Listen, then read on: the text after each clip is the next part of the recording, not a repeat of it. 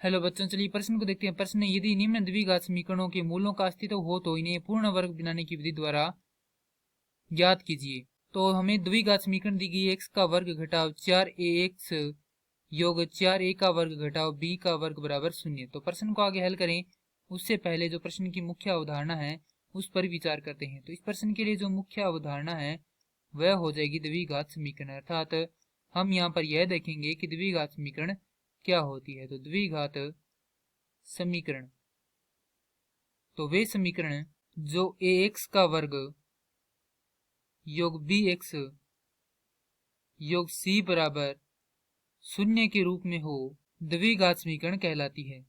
जहां पर a बराबर नहीं होना चाहिए किसके, 0 के। यदि a बराबर 0 के हो जाएगा तो ये द्विघात समीकरण नहीं रहेगी।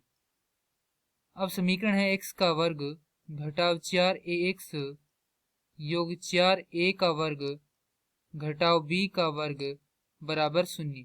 यदि हम इस समीकरण की इस समीकरण से तुलना करते हैं तो हमारे पास a का मान आता है 1, b का मान आता है ऋणात्मक 4a और c का मान आता है 4a का वर्ग घटाव b का वर्ग। तो जैसा कि हम जानते हैं वेक्टर से d बराबर होता है b का वर्ग घटाव 4ac, और हमारे पास यदि d बराबर 0 आए तो मूल क्या होते हैं, वास्तविक होते हैं तथा बराबर होते हैं। यदि d बड़ा हो 0 से तो मूल वास्तविक तथा भिन्न होते हैं। यदि d क्या हो, छोटा हो 0 से अर्थात ऋणात्मक हो d तो मूल क्या होते हैं, काल्पनिक होते हैं, अर्थात उनका कोई अस्तित्व नहीं होता है।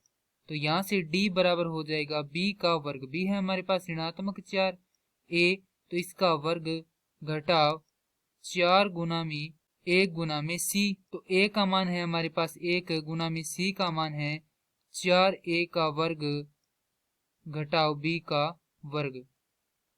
तो यहाँ से d बराबर हो जाएगा 16a का वर्ग घटाव 16a का वर्ग योग 4b का वर्ग। तो 16a के वर्ग से 16a का वर्ग कट जाएगा, d बराबर आ जाएगा 4b का वर्ग। तो यहाँ पर हम जानते हैं कि b जो है वह 0 के बराबर नहीं रखें, अर्थात b यदि 0 के बराबर नहीं हो तो हमारे पास d क्या रहेगा, हमेशा 0 से बड़ा रहेगा, चाहे b का कोई भी मान रखें।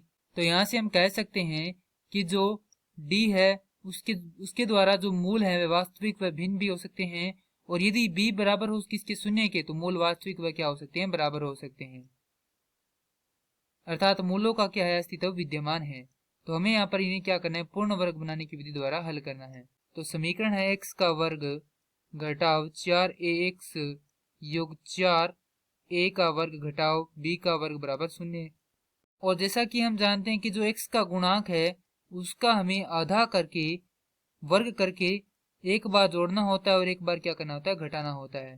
तो x का वर्ग घटाव 4ax योग, अब 4a का आधा करते हैं तो हमारे पास कितना आता है, 2a आता है।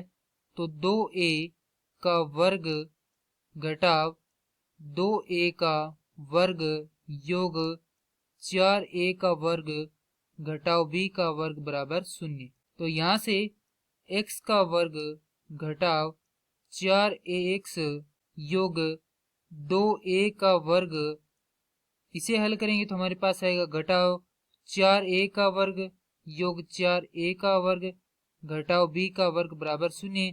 तो 4a के वर्ग से 4a का वर्ग कट जाएगा और ये हमारे पास क्या, एक सर्व समीकरण के द्वारा इसे लिखेंगे तो हमारे पास आएगा x घटाव 2a का वर्ग, और यहाँ से b को क्या कर देंगे, इधर पक्षांतरित कर देंगे तो हमारे पास आएगा बराबर b का वर्ग।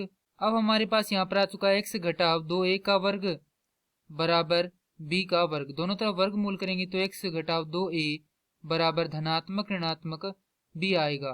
तो यदि धन चिन्ह लेते हैं तो हमारे पास x घटाव 2a बराबर b, तो x बराबर हो जाएगा b योग 2a, और ऋण चिन्ह लेने पर x घटाव 2a बराबर ऋणात्मक b, तो x बराबर हो जाएगा 2a घटाव b। तो हमारे पास जो इस समीकरण के पूर्ण वर्ग बनाने की विधि द्वारा हल करने पर जो हल प्राप्त हुए वह है x बराबर b योग 2a और x बराबर 2a घटाव b। और यही क्या है इस समीकरण के हल है। मैं आशा करता हूँ कि यह प्रश्न आपको समझ में आया होगा। धन्यवाद।